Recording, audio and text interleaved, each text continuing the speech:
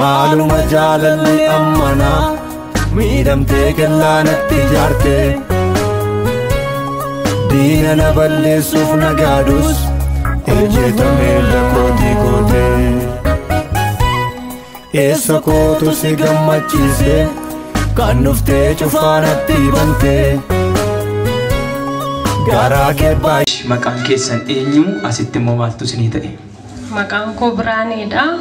Asitti torban lamaanarraa kan naa ta'e morma koo jala baay'ee ta'ee ture namatti ni maddu waaqa bichaatti ni madda ture raajiin asitti zayitii naa dibanii dibata naa dibanii akkas gizee deebi'anii gizee ufanitti itoon sun hin jiru asuma raajii innoon badee jedheen raajitti mee raajiin saba galateeffadhaafi jedhanii uummata kaarkaan nan tuqne dibata bichaa na dibanii itoon sun badee amma yoona itoon sun narra hin jiru waaqayyo naa galateeffadhaa jaalata.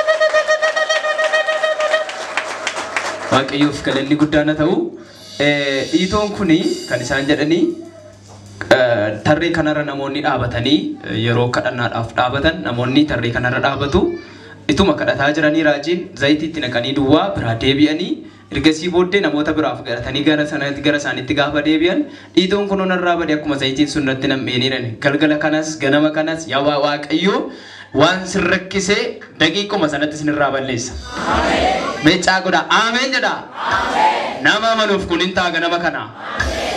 Salamaffaa immoo waaqayyoo fagoon daangessu zayitii dibata asiitii biteen namaaf geessee naannoo duuka midhaa kotteen kona itaa bakka hojiitti taa'uu hin danda'u abachuu hin danda'u naan jenna silkii annatti himnaan zayitii dibata asiitii biteen geessee fi amma yoona itoon sunis hukumni sunis narraa badee waaqayyo naa galateeffadhaa jedhaniiru waaqayyo naa galateeffadhaa yaa sabaan.